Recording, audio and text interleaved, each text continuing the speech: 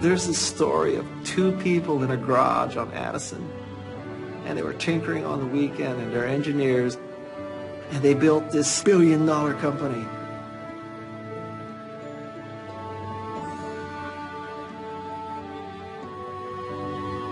Bill and Dave encouraged people to be brave enough to take the risks and think as large as possible. These guys built a process that invited, accepted, and rewarded innovation. There were multiple people in every department of the company doing innovative things. The essence of the HP way. Top management sets the overall objective and then gets out of the way and lets the people do it. HP set the standard for the rest of us. They became, in my mind, the icon of what business ought to be.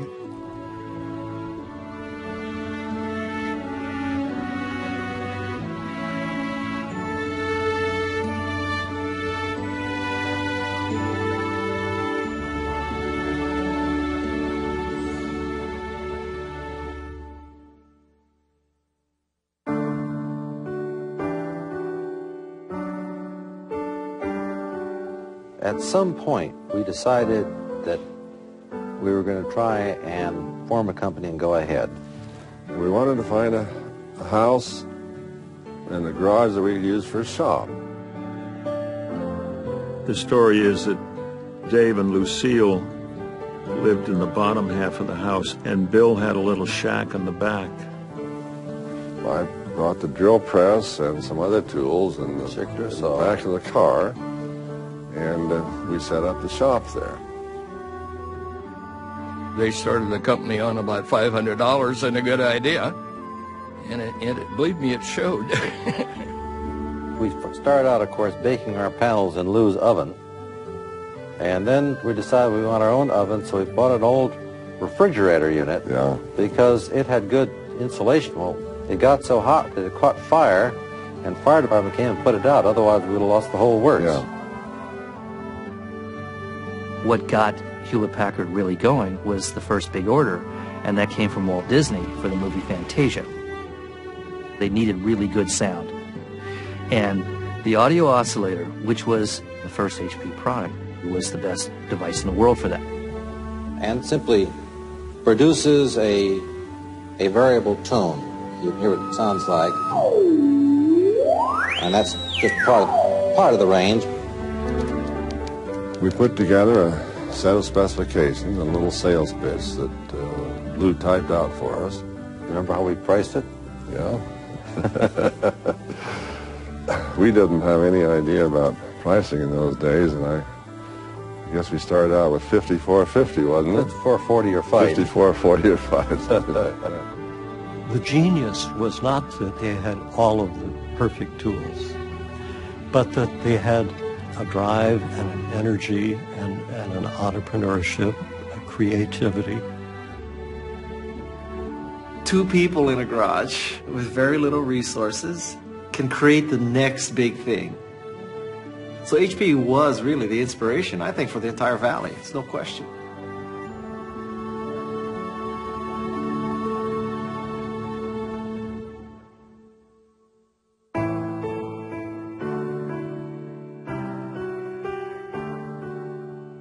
The company was formed in a different way from most modern companies.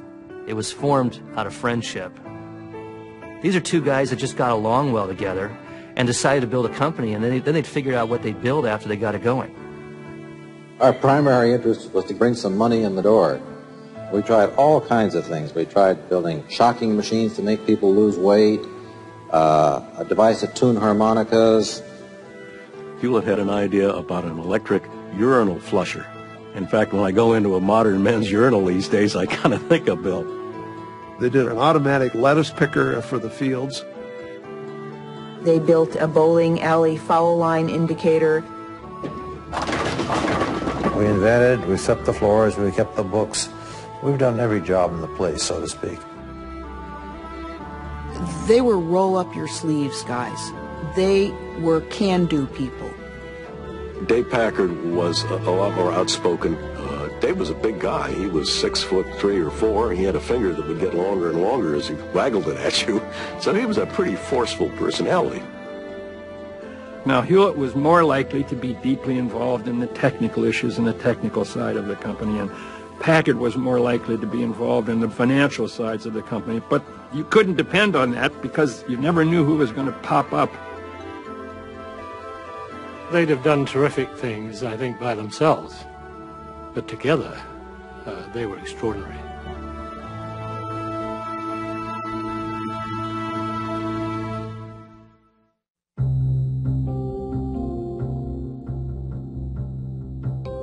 There's this wonderful moment in the company's history.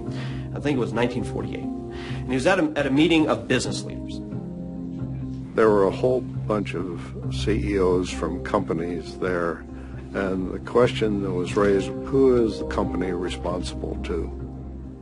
And they're all talking about the most important thing is you have to actually focus on returning dollars to your shareholder and maximizing profits. That's a business model in which the human being is a replaceable part in the manufacturing assembly process. David Packard stands up and says, actually, I respectfully disagree with all of my elders. You also have an obligation to your customers and to your employees and to the community in which you operate. A purpose of a company is not to make money. It makes money in order to be able to do what it's really all about. And in our case, that's to make a contribution. They laughed at him. We're here to create things that if we didn't create them, the world would be worse off. And if you don't understand that, you don't understand the HP way.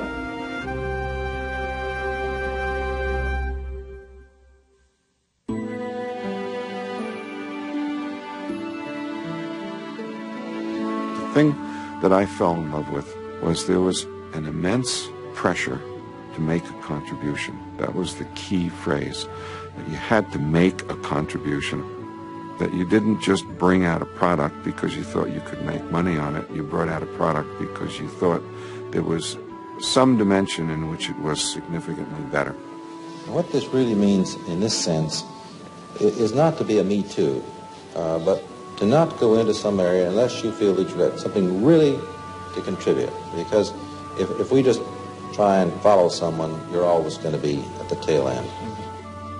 Dave and Bill expected good performance, and everybody pulled an oar to make a contribution.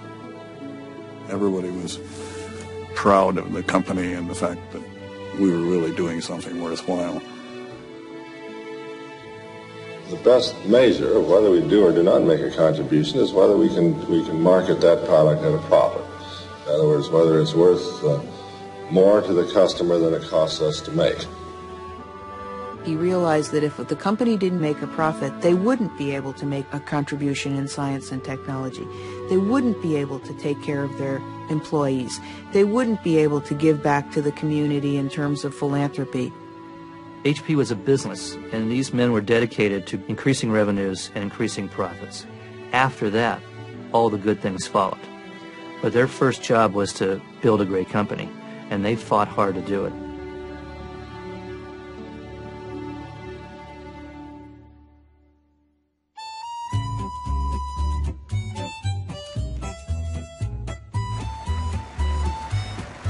We had all kinds of social things going all the time. We had our annual picnics. Dave and Bill would join right in, just being real human beings. Bill and Dave would be flipping the steaks, and then the head of finance and the head of marketing and the head of personnel, they'd be serving the salads. Even when there were thousands of employees, it would be unlikely that Dave wouldn't know somebody in a particular work group. How's your child? Did your father recover?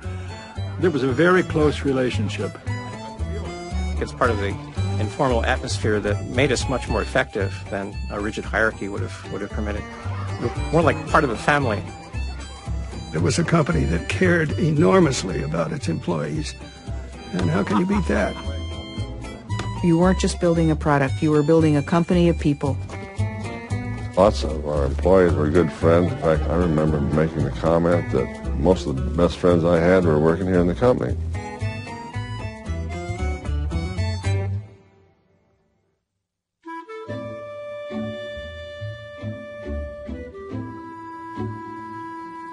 First time I met Dave Packard was in 1952. I hadn't been with the company very long. We showed up in the lab at about 6 o'clock or so, and I was still taking measurements. And we were having trouble with a particular device, an attenuator, and I became aware of this big man sitting next to me on a stool. He got behind me and said, "Hey, Art." He said, you take the readings and I'll write it down on your notebook. I moved over and he tested some of these things, and he said, "You know, you're right. They're not passing." So we worked past midnight taking data. We are working more like companions than boss. The most important thing about these guys is you never felt that they were separating themselves from the employees. We built up this feeling of a small company in which you had personal knowledge of really everything that was going on. What we've tried to engender is this attitude that it's everybody's business to do a good job. Hopefully we'll all benefit if we do so. It was just something magic. Designing the products, laying them out, doing the software. And we're all part of the same thing and working together. And, you know, as long as we're working, we take care of each other. And, boy, that sure influenced my thinking.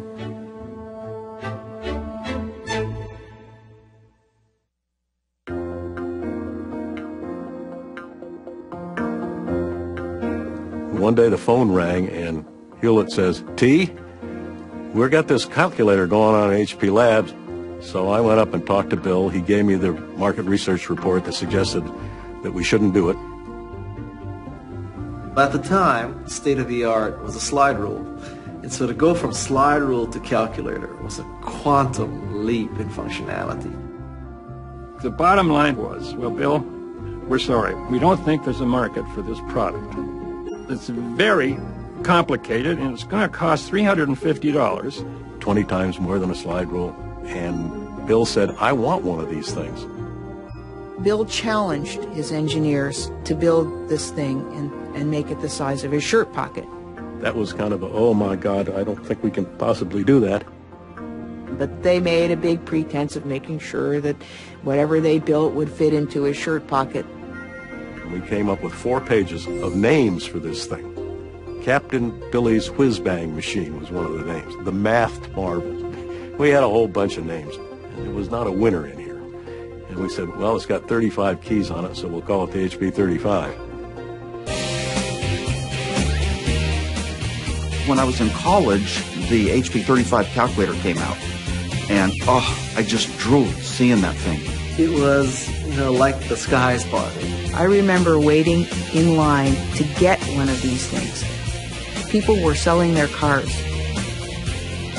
We spent the next 18 months up to here with orders and trying to keep up with the demand for the darn thing. But Bill was willing to take a risk, and boy, was he right.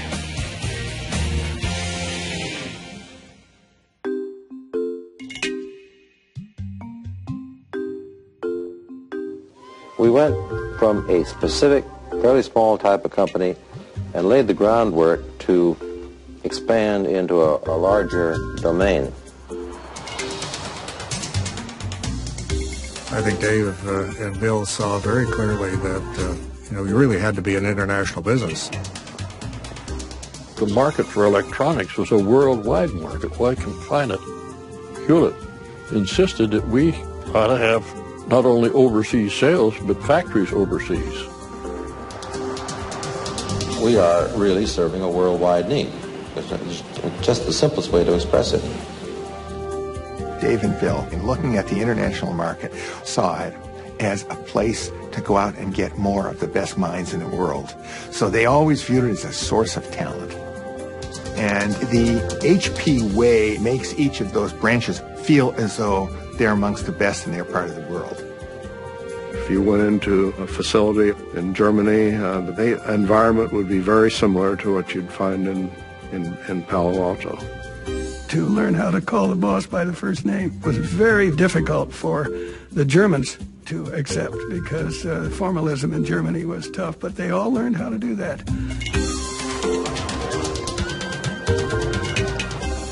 その両方のアメリカの文化と日本の文化が全くこうミックスするって言いますかね、こうごちゃごちゃになってると、上位形と言いますか、特に下からの意見を非常に言いやすいということが言えました。これは日本の他の会社とは大いに違うところだったと思います。No matter what culture you were in, could be in Asia, could be in Europe, could be in the United States, that was a universal feeling on the part of the employees that they were honored and that they were respected.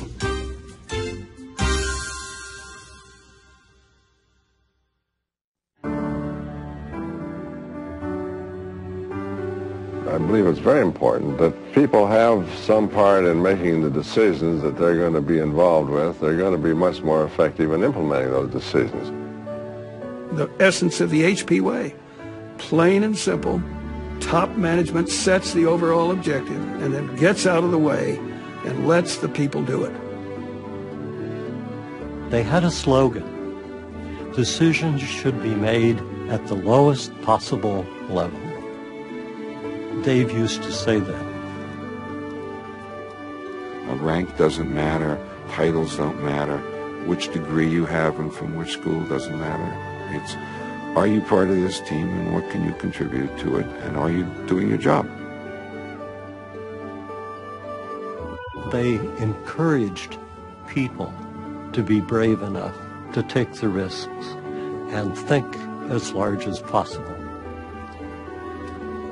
Trust the people, give them the tools, hire the best people, get stuff done. This was what HP did. It trusted people to do the job. And you stepped up. You really stepped up. It scared the hell out of you. Made you into a better person.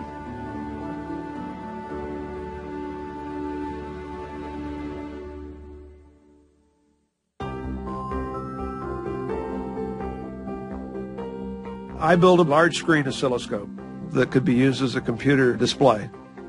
My bosses weren't all that wild about it, but they let me show it to Dave and Bill. And Dave told my boss, you know, when I come back next year, I don't want to see this in the lab. When he came back a year later, the project is in production. He was incensed and said, you know, I thought I said to kill this thing. I said, no, sir, what you said was you didn't want to see it in the lab. It's not. It's in production. The market forecast was for 31 of these things. Over time, we sold 17,000 of them. Most importantly, it was used for you to see Neil Armstrong's foot hit the moon. The thing was successful, and Dave had the humility to say, and the self-confidence to say, I was wrong. So I have here a Medal of Defiance in recognition of extraordinary contempt and defiance beyond the normal call of engineering duty. Dave wanted to make a statement that maverickness is expected in a way. So these guys built a process that invited, accepted, and rewarded innovation.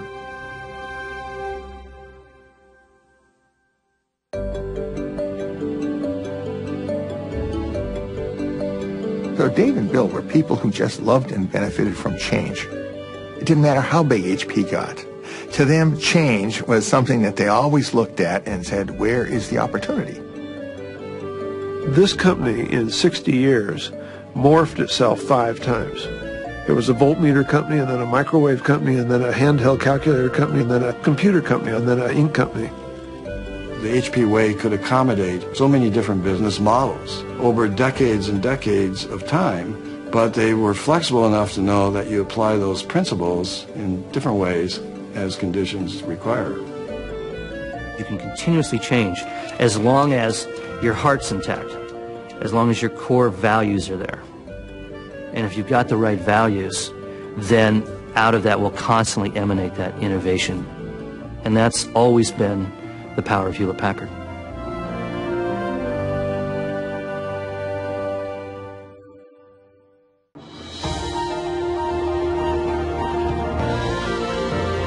It's no exaggeration to say that Bill Hewlett and Dave Packard created Silicon Valley. Big time.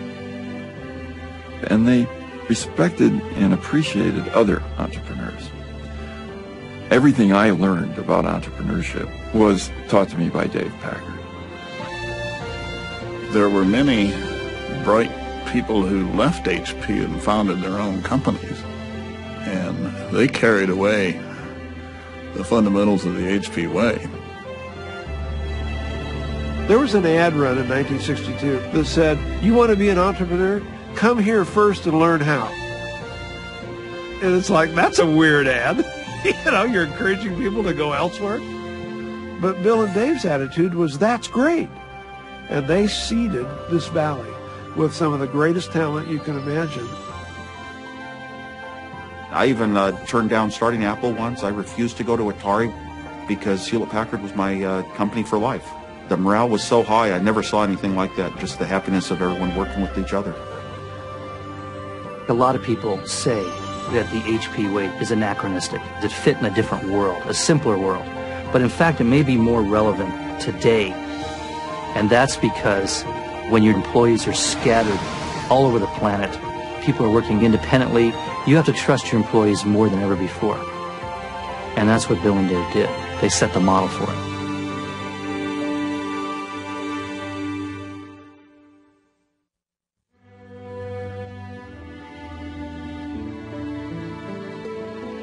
So you ask what kind of people were they? They were giants. They really were. They're just amazing people.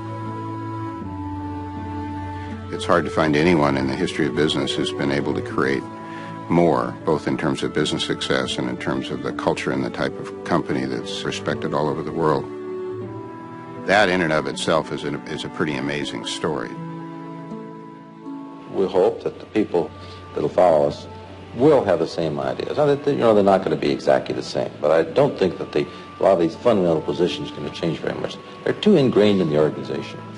We have a great many very capable people, and I think basically agree with this philosophy, and I think this in itself is going to provide some assurance of continuity.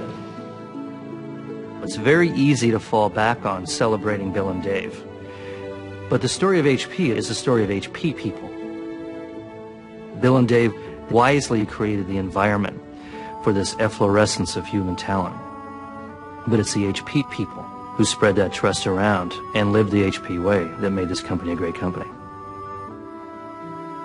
Listen, you know, there's this story of two people in a garage on Addison, and they were engineers, and they built this billion-dollar company. So I sort of think that a company, no matter how much you want to say that it's dynamic and reacts to market forces and all that, the DNA is set by the founders. And that DNA, you couldn't kill it if you tried. I don't think it's useful to spend much time looking at the past. I think we ought to spend most of our time looking at the future, because that's where we're all going to be.